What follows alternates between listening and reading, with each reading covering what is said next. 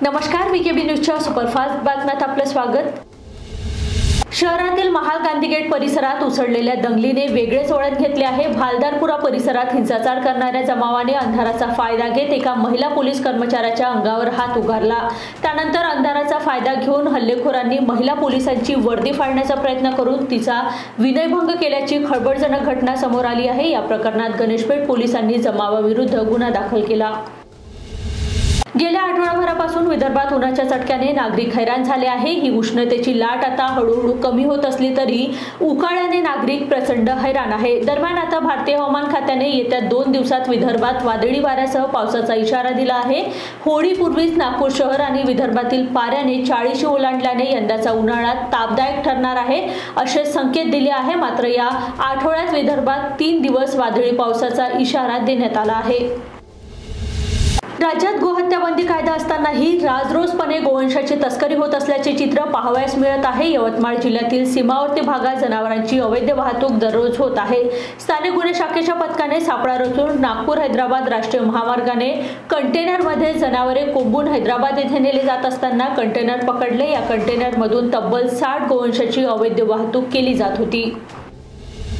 सध्या नागपूरमध्ये तणावाचं वातावरण आहे। या पार्श्वभूमीवर शहरातील शिवाजी पुतळा येथून पोलिसांनी रूट मार्च काढला। पोलीस अजून काही लोक अप्रिय घटना घडवण्याच्या तयारीत तर नाही ना याची पाहणी करून अभ्यास करणार आहेत। तसेच परिसरातील नागरिकांच्या पाठीशी सुरक्षेसाठी पोलीस आहेत असा विश्वास दर्शवित आहेत।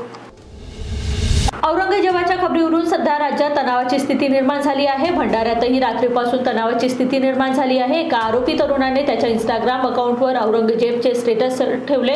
एवढेच नाही तर इतरांच्या धार्मिक भावना दुखावतील असे आक्षेपार्ह पोस्ट सुद्धा टाकले। त्यामुळे विश्व हिंदू परिषद आणि बजरंग दलचे शेकडो कार्यकर्ते तसेच पदाधिकारी यांनी पोलीस ठाणे गाठत तरुणाला अटक करण्याची मागणी लावून धरली।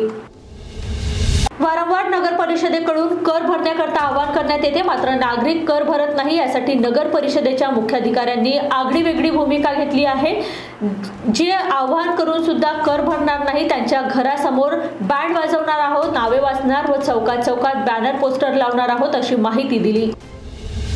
छत्रपती शिवाजी महाराज, छत्रपती संभाजी महाराज यांचा अपमान केल्याप्रकरणी आणि इतिहास अभ्यासक इंद्रजित सावंत यांना जीवे मारण्याची धमकी दिल्याप्रकरणी मंगळवारी प्रशांत कोरटकरच्या अंतरिम जामीन अर्जावर सुनावणी झाली। यावेळी कोल्हापूर जिल्हा व सत्र न्यायालयाने प्रशांत कोरटकरला दणका देत त्यांचा अटकपूर्ण जामीन अर्ज नामंजूर केला। त्यामुळे त्याला कोणत्याही क्षणी अटक होण्याची शक्यता आहे।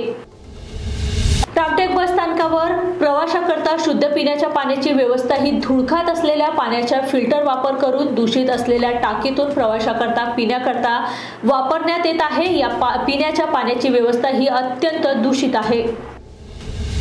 राज्यातील शांततापूर्ण वातावरण खराब करण्याचं काम नितेश राणेसारखे काही मंत्री करीत आहे असा गंभीर आरोप माजी गृहराज्यमंत्री तथा राष्ट्रवादी काँग्रेसचे शरद पवार गटाचे नेते अनिल देशमुख यांनी केला आहे। मुख्यमंत्र्यांनी अशांना समज देण्याची गरज आहे असा सल्ला देखील त्यांनी दिला।